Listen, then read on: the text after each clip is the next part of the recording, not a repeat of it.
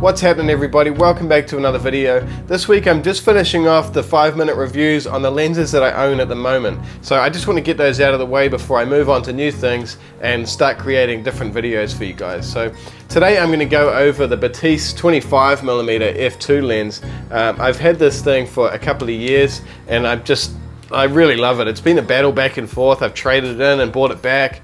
Originally I bought it about a year and a half, 2 years ago from my mate Nick at Auckland Camera Centre. He bought it back off me and we traded it in, and I think it's been traded between us about 3 or 4 times. It's just, you know, I've gone from this to the Sigma 24mm 1.4 and back again, and I don't know why, to be totally honest, but I keep coming back to this lens and I'm just really loving it. So I use it a lot. Being a 25mm, you might not think it's a really popular lens and something that I use all the time, but I would think I use it more than any other lens in terms of a wedding day. So most days at a wedding I'm rocking the 25mm and the 50mm, and that does me for the whole day. Other than the ceremony and a few long distance epic shots, I use the 135mm 1.8 Sigma lens for the native Sony E-mount version, which I'm going to do a video on next, so keep an eye out for that. But today it's all about the Batis 25mm. So let's just jump straight into image quality and we'll go from there. So image quality wise, this thing's a beast. It does have 2 main issues. The first one would be chromatic aberration. It's quite bad wide open, and it does have a bit of vignetting that you can see wide open, which I'm usually shooting this thing at f2 all day. It's really sharp at f2. When you stop it down, the corners are really sharp. At f2, I can't say I've looked at the corners much, but I'm guessing it's probably not as sharp. But at 5.6 and above, it's sharp all over the place, so really love it. So back to the chromatic aberration, it is quite bad at f2.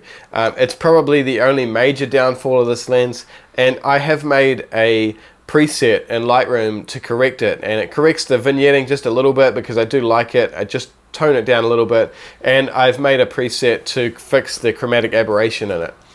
Yes, it does damage the photo a little bit, but it's not really something you're going to notice, and it's definitely not something your clients are going to notice. So download that, it's free, use it all you like. Sharpness, like I said, when you stop it down from corner to corner, it's crazy sharp, love it. I shoot it at f2 pretty much all day unless I'm doing like a group shot, and at f2, the thing that you're focused on is always really tack sharp, and I'm just really happy with it like that.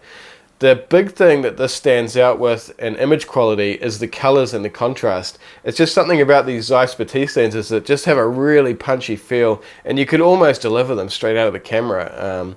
You know, they just look fantastic. So I think that's probably the main thing I keep coming back to, is just the overall look and feel of this lens, and the images it produces are just really magical, and I'm really loving it. So onto focus. Photo focus is flawless. It has no problems at all tracking eyes.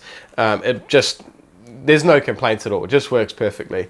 Video focus is amazing as well. I use this one for most of my YouTube videos in the studio here, and at the moment I'm filming on the RX100 because I'm showing you guys this. So video focus is just outstanding. It just works flawlessly. Really silent, really fast.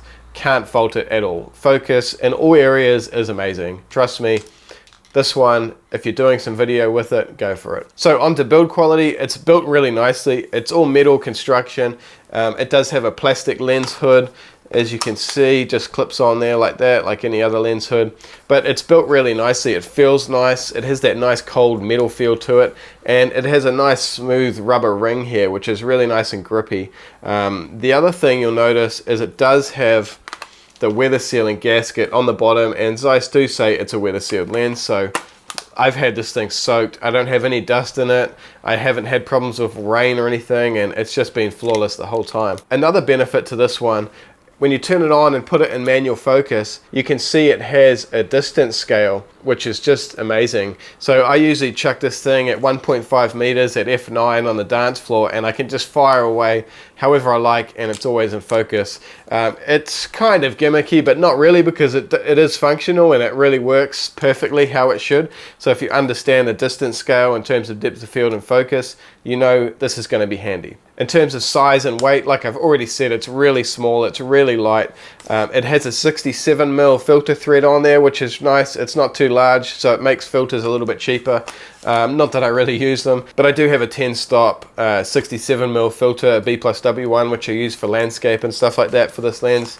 And you know, it's like I said, it makes them quite a bit cheaper when they're a smaller size. That's it, guys. Overall, really love this one. I would like a 1.4, but it's just so small and light, and the colors are just amazing in it. If you're looking for a wide angle prime, a native Sony one with amazing focus, I would definitely recommend the Batis 25mm f2. So I'm going to chuck some image samples up now, go through them, have a look. I'll put a link to the description for my profile correction preset. Download that, have a look at the images, and thanks for watching, guys. Watch out for the next video in a couple of days about the Sigma 135mm 1.8 native Sony lens for Sigma. I'll put that up as soon as possible. Otherwise, thanks for watching, subscribe to my channel, and I'll see you guys soon.